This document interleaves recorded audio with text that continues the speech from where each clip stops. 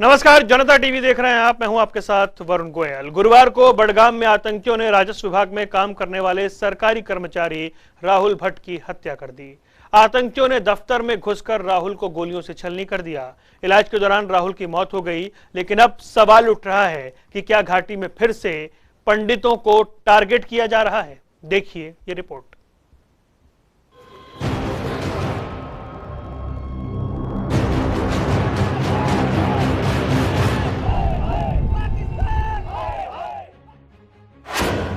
क्या वादियों में फिर लौट आया है 90 का दशक? क्या कश्मीर में फिर से होने लगी है टारगेट किलिंग? वादियों में इतना तनाव क्यों है? जन्नत का माहौल इतना गमगीन क्यों है? ये सवाल आज इसलिए उठ रहे हैं कि जम्मू कश्मीर में आतंकवादियों ने फिर से कश्मीरी पंडितों को टारगेट करना शुरू कर दिया। कायर आतंकवादियों ने बड़गाम में एक सरकारी कर्मचारी पर हमला किया। गुरुवार को आतंकियों ने बड़गाम के चडूरा में तहसील परिसर में घुसकर कश्मीर पंडित राहुल भट्ट को गोली मार दी, जिसके बाद राहुल को अस्पताल ले जाया गया, जहां उसकी मौत हो गई। आपको बता दें कि राहुल भट्ट सरकारी कर्मचारी थे। राहुल की मौत की खबर सुनते ही परिवार में कोहराम मच गया। मैंने 10 मिनट पहले उससे बात की थी। 10 मिनट पहले मुझे बोलता है किसी का नहीं खाना, ये तूने जो धुलवाए हैं इसको पैसे बराबर देना, जितना मांगेंगे उतना देना, ये गरीब है इनको दे देना। बस 10 मिनट भैया, 10 मिनट की बात हुई। 10 मिनट के बाद मुझे नहीं पता था उसको गोली मार देंगे। मुझे पहले ही थार उठ गई थी, जब उसको गोली मारी मुझे थार उठ गई थी। मैंने यूं ही साहिल को फोन आया, मुझे पता था ये इसी को कुछ हो गया, इसको ही कुछ हो गया। वो मुझे वहां तक बोला इसको कंधे में गोली मारी है। मैंने बोला चलो बाजू चली जाएगी, कोई बात नहीं, मैं कर लूंगी। मैंने टांग भी चली जाती मैं कर लेती कुछ ना कुछ, मगर भैया उन्होंने मुझे उसी को ले लिया। मुझे उसी से आज सुबह नारायणा में थे, मुझे मैसेज मिल गई कोई 5 बजे कि इसको हिट किया है, वो भी ऑफिस के अंदर। और किसी अफसर ने इस वक्त तक कोई हाल चाल नहीं पूछा, कोई कन्वे नहीं किया। ये सिक्योरिटी का हाल है। SSP बड़गाम को मैं फोन कर रहा हूँ, PCR श्रीनगर को मैं फोन कर रहा हूँ, कोई उठा नहीं रहा। ये थोड़ी है चलो गोली लगे, ऑफिस के अंदर हिट किया है, वो भी ऑफिस के बाहर नहीं, ऑफिस के अंदर है। अब ये हम नहीं बोल सकते हैं क्या किसका कसूर है, क्या बोल सकते हैं इसमें। ऑफिस के अंदर की क्या, अब किस जगह हिट सेफ है? मुझे बताइए, ऑफिस के अंदर अगर मारता है कोई तो फिर किस जगह हम सेफ है? राहुल भट्ट का परिवार 1990 के दशक में आतंकी दौर में कश्मीर छोड़कर चला गया था, जिसके बाद राहुल को 2010 में PM राहत पैकेज के तहत रेवेन्यू विभाग में नौकरी मिली, जिससे वो दोबारा से 2010 में कश्मीर लौट आया। राहुल के साथ उसकी पत्नी और बेटी भी बड़गांव में रहते थे। अब राहुल के पिता को अफसोस है, उन्होंने दोबारा उनके बेटे को कश्मीर जाने क्यों दिया। राहुल की हत्या की जिम्मेदारी कश्मीर टाइगर नाम के आतंकी संगठन ने ली। हालांकि सुरक्षा बलों ने आतंकियों को पकड़ने के लिए ऑपरेशन को तेज कर दिया। उधर राहुल की हत्या के बाद से बजरंग दल समेत कई हिंदूवादी संगठनों ने विरोध प्रदर्शन किया और पाकिस्तान के खिलाफ जमकर नारेबाजी की। प्रदर्शनकारियों ने राहुल भट्ट के लिए इंसाफ की मांग की। आज का प्रोटेस्ट राहुल भट्ट जो शहीद हो गया है उसको लेकर के करने का प्रयास, और उसका एक साथी और वो भी मारा गया है, आज उसको लेकर के करने का प्रयास करना चाहता हूँ। अरे 4 महीने के अंदर 62 मिलिटेंट मारे गए। एक राहुल भट्ट, उसके कार्यालय के अंदर जब राहुल भट्ट ने अपने DC को पत्र लिख करके कहा मुझे सुरक्षा प्रदान की जानी चाहिए, लेकिन DC वहाँ का मिर्जा, बड़गाम का मिर्जा DC, उसने सुरक्षा प्रदान नहीं करी और उसका कारण राहुल भट्ट की मृत्यु हुई। हमारा आज का जो विरोध प्रदर्शन है वो आतंकवाद के खिलाफ है। जिस प्रकार से कल कश्मीर के अंदर बड़गाम डिस्ट्रिक्ट के चडूरा तहसील के अंदर घुसकर आतंकवादियों ने एक विशाल भट्ट नामक युवक को गोली मारकर उसकी हत्या कर दी। हम सरकार से लगातार मांग करते आए हैं कि हिंदू समाज की सुरक्षा की जिम्मेवारी सरकार के ऊपर है, लेकिन सरकार लगातार इसके ऊपर विफल होती नजर आ रही है। कहीं भी कोई हिंदू वहां पर सुरक्षित नजर नहीं आ रहा। लगातार टारगेट किलिंग जो है वो कश्मीर के अंदर लगातार जारी है। कश्मीर पंडितों पर आतंकी हमला हुआ तो जाहिर है सियासत भी तेज होगी। जम्मू कश्मीर की पूर्व मुख्यमंत्री महबूबा मुफ्ती ने केंद्र सरकार पर निशाना साधा, तो वहीं बीजेपी इस पूरे मामले को लेकर पाकिस्तान पर हमलावर है। ये पाकिस्तान के जो कायर आतंकवादियों ने घटना की है, इसके विरुद्ध पूरे जम्मू कश्मीर में, पूरे हिंदुस्तान में गुस्सा है और इन कायर आतंकवादियों को चुन चुन के इनको मौत के घाट उतारा जाएगा। पहले भी हमारी सेना ने, आर्मी ने, पुलिस ने और पैरामिलिट्री फोर्सेस के जवानों ने, लश्कर हो, जैश हो, हिजबुल हो, कोई हो, पाकिस्तानी आतंकवादी संगठनों के जितने भी सरगना हैं, इन सबको मौत के घाट उतारा है। जिन्होंने दक्षिण कश्मीर में एक कश्मीरी पंडित होनहार नौजवान श्री राहुल भट्ट साहब के ऊपर कायराना हमला करके उनकी हत्या की है, इन सभी कायर पाकिस्तानी आतंकवादियों को जमीन के पाताल से निकाल कर इनको मौत के घाट उतारेंगे। में हालात बद से बदतर होते जा रहे हैं, जहां मरकजी सरकार अपनी नाकामियां छुपाने के लिए हिंदू मुसलमानों को आपस में लड़ाने का खेल खेल रही है और हिंदुओं को मुसलमानों को और मुसलमानों को हिंदुओं का सबसे बड़ा दुश्मन बना के पेश कर रही है।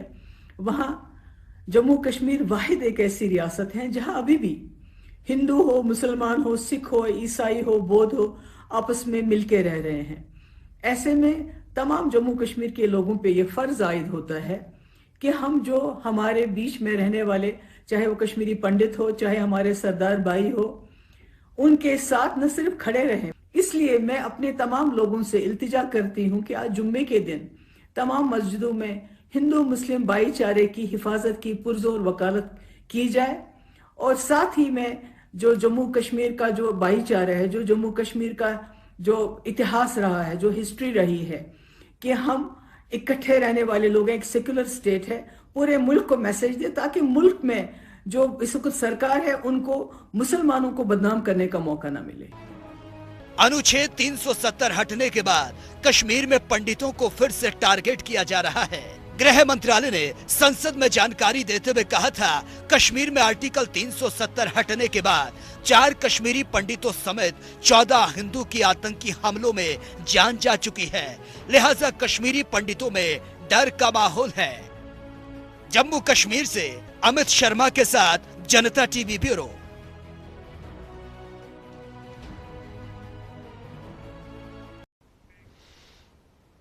कश्मीर फाइल्स, ये वो पन्ने हैं जो बार बार सामने आते हैं और पूछते हैं कि 30 साल पहले जो हुआ था उसे इसलिए भुला देना चाहिए कि उस वक्त जो हुआ वो एक दौर था, जहन में ऐसी चीजें थी, लेकिन अब क्या हो रहा है और अब जो हो रहा है उस पर क्या कोई आवाज उठाएगा। हमारे साथ हमारे संवाददाता जम्मू से जुड़ गए हैं। इसके अलावा रमेश मनोटी साहब जो कश्मीरी एक्टिविस्ट भी हैं, पंडित भी हैं, वो जुड़ गए हैं। आपका स्वागत है। अमित शर्मा हमारे संवाददाता हमारे साथ मौजूद हैं। रमेश जी, सबसे पहले मैं आपसे जानना चाहूंगा, राहुल भट्ट का कसूर क्या था? क्या उसने भरोसा किया सिस्टम पर?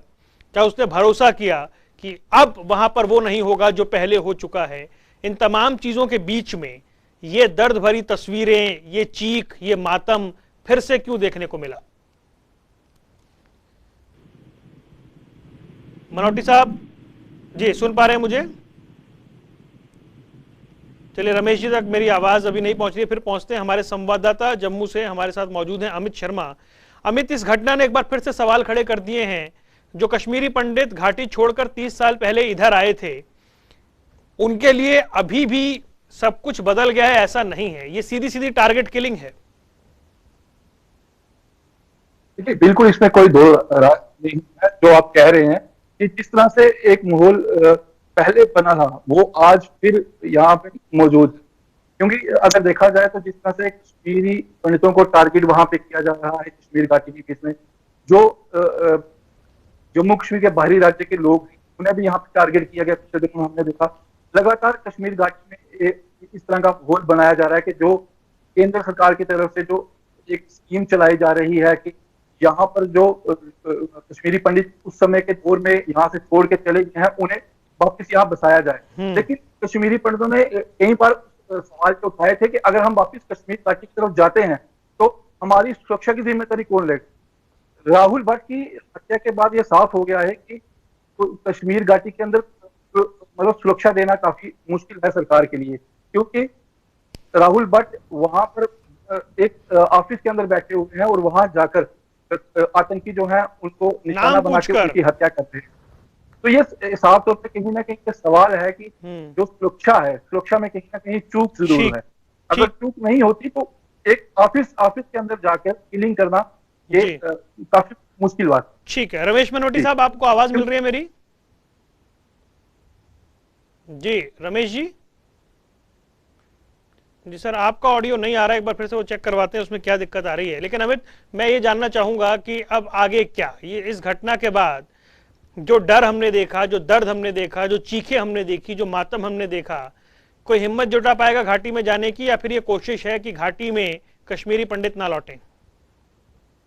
देखिए, सरकार की तरफ से अपनी रणनीति है कि कश्मीरी पंडितों को वापस वहां बसाया जाए, और कश्मीरी पंडित जो अपना घर बार छोड़ के कश्मीर से चले गए हैं वो भी चाहते हैं कि हम वापस कश्मीर के में जाएं, अपना घर, अपने पुरखों की जमीन जो जहां पे उनके दादा परदादा रहा करते थे उस चीज को वो देखें। लेकिन सबसे बड़ा सवाल ये है कि आखिरकार उसे सुरक्षा कौन देगा, क्योंकि आने वाले दिनों में अमरनाथ यात्रा है, अमरनाथ यात्रा के बीच में इस तरह की किलिंग होना, और अभी अब देखें कि जम्मू के बीच में भी आतंकी हमला हुआ था पिछले दिनों, कश्मीर घाटी में लगातार हमले हो रहे हैं। तो इस तरह के हमलों के बीच में जो जिस तरह के कश्मीरी पंडितों के रिहेबिलिटेशन की पॉलिसी तो सरकार की तरफ से बनाई जा रही है, सबसे बड़ा सवाल यही है कि आखिरकार उन्हें, अगर वो जाते हैं तो उन्हें सुरक्षा कौन देगा, क्योंकि जो दौर उस समय था वो दौर आज भी है। जिस तरह से राहुल भट्ट की हत्या हुई तो देख के साफ लगता है। तो कश्मीरी पंडितों की आखिर सबसे बड़ी मांग है कि अगर हम वापस जाते हैं तो हमें वहां पर सुरक्षा कौन देगा। जी रमेश, एक मिनट फिर से रमेश जी से पूछते हैं। रमेश जी, आवाज मिल रही है आपको? आ रही है मेरे। जी रमेश जी, मेरा सवाल ये है कि राहुल भट्ट की हत्या, ये भरोसा टूटा किस चीज से? सिस्टम से भरोसा टूटा, या उस व्यवस्था से भरोसा टूटा, या उस भरोसे से ये जो घटना हुई, जो ये कह रहे थे कि अब माहौल ठीक है, अब सब कुछ ठीक है, लेकिन ऑफिस में घुसकर नाम पूछकर राहुल भट्ट को मारना, क्या समझा जाए? देखिए, बहुत क्या कहें, शब्द नहीं है कि इस घटना को हम कैसे डिस्क्राइब करें। क्योंकि मैं एक वादी से निष्कासित किया हुआ कश्मीरी पंडित हूँ, पिछले 32 साल से अपने ही देश में विस्थापित का जीवन जी रहा हूँ। हमारा समुदाय जो है पिछले 32 साल से जेनोसाइड के शिकार हुए हैं। ये कल जो एक और घटना हो गई हमारे समुदाय के साथ में, ये हमारा कभी भरोसा जो है वो कभी अभी तक व्यवस्था जो देश का व्यवस्था है या वहाँ का लोकल एडमिनिस्ट्रेशन है, वहाँ के लोग हैं, अभी कोई हमारे पास ऐसा आस्था नहीं जुड़ी है कि हम कह सकते हैं कि हालात सुधर गए थे। हालात कभी सुधरे नहीं है वाली में। जिहादी मानसिकता का मन नहीं बदलेगा सर, ये मानते हैं आप? बिल्कुल, मैं बता रहा हूँ, एक व्यवस्था में जरूर चेंज आ गया, लेकिन जो मानसिकता वहाँ 30 साल पहले थी, 40 साल पहले थी, वही आज भी है, ज्यों की त्यों है। खाली नंबर बदल गए होंगे, व्यवस्था बदल गई, स्ट्रैटेजिक टैक्टिक्स बदल गया। जो आतंकवादी लोग है, इस्लामिक आतंकवाद जो है वहां पर, वो एक टैक्टिक्स बदल गया है, बाकी और कुछ बदला नहीं है। व्यवस्थाएं वैसी है, जो आतंकवाद की व्यवस्थाएं हैं उनका एक मैकेनिज्म खाली बदल गया है। चुन चुनकर कश्मीरी हिंदुओं को मारना, ये एक ऐसी घटनाएं हो रही है पिछले कई दशकों से कि भारत को हमें वहाँ कश्मीर में मूल नहीं जमाने देना है। भारत को यहाँ से खदेड़ना है किसी भी तरीके से। कोई भी उसका जो चिन्ह है भारत का, उसमें चूंकि कश्मीरी पंडित वहाँ के मूल निवासी थे, अभी भी मूल निवासी हैं, तो इनको कभी भी हमें वहाँ टिकने नहीं देना। अब किसी को एक तरीके से मारना, किसी को दूसरे तरीके से। पिछले 1 साल में हमने कितनी हत्याएं देखी कश्मीरी पंडितों को स्पेसिफिक, और नॉन कश्मीरी भी जो हिंदू है वहां पर, उनको भी टारगेट किया जा रहा है सिलेक्टिवली।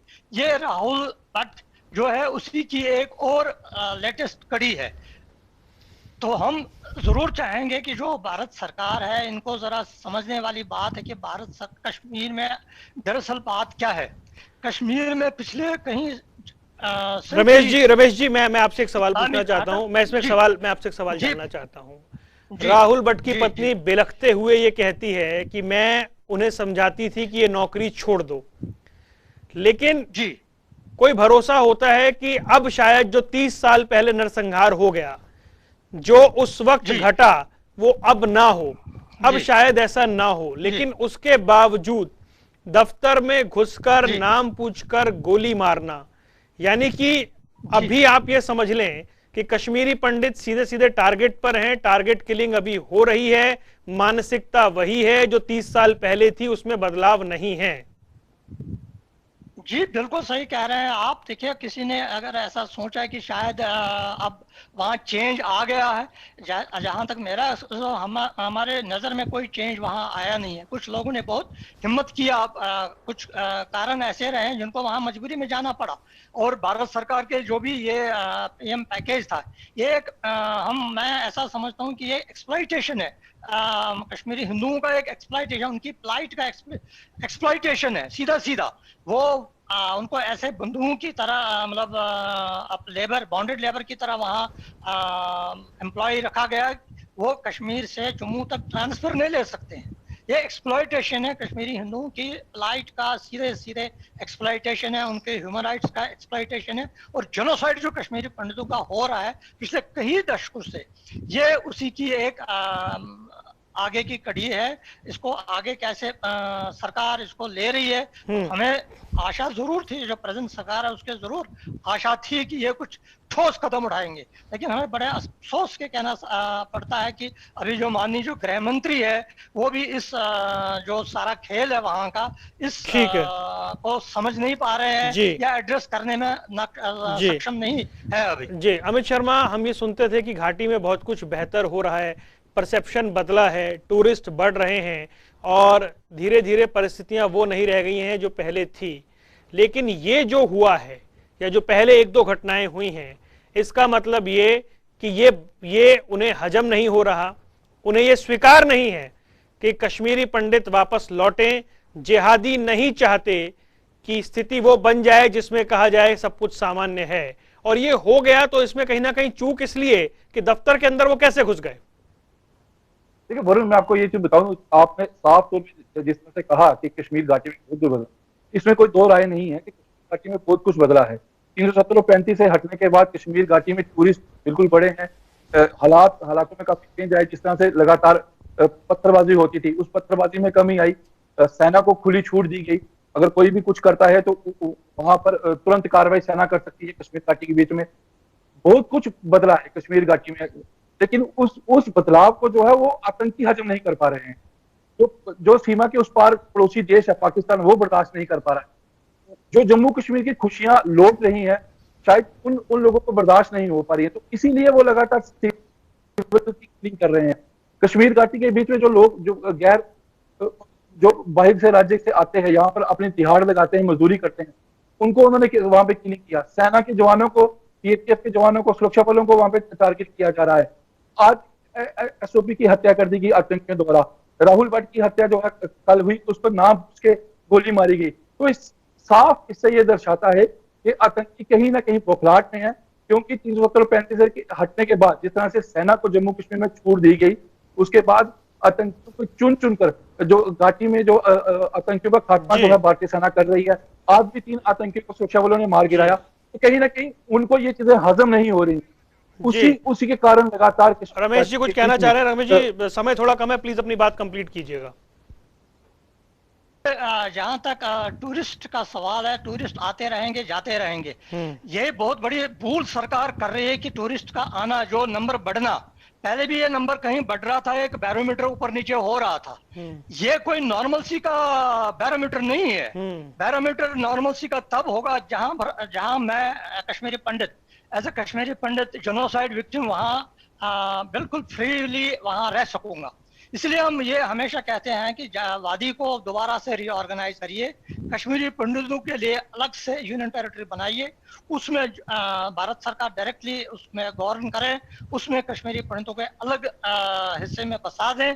बाकी ये जो आप एक्सपेरिमेंटेशन कर रहे हैं, ये एक्सप्लॉइटेशन के सिवा और कुछ नहीं है। टूरिस्ट आएंगे, वो अपना पैसा खर्च करेंगे, वहाँ का जो बिजनेस है वो चलता रहेगा, आतंकवादियों के जेब भी भरे रहेंगे, वो व्यवस्था चलती रहेगी।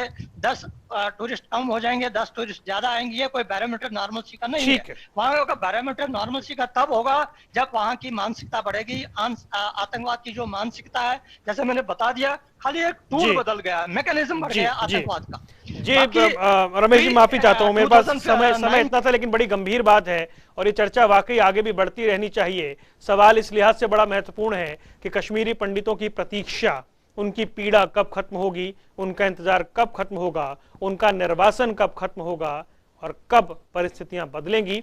फिलहाल ये यक्ष प्रश्न दिखाई देता है। आप दोनों का जुड़ने के लिए बहुत बहुत शुक्रिया। इस खास पेशकश में इतना ही। जनता टीवी पर खबरों का सिलसिला लगातार जारी है।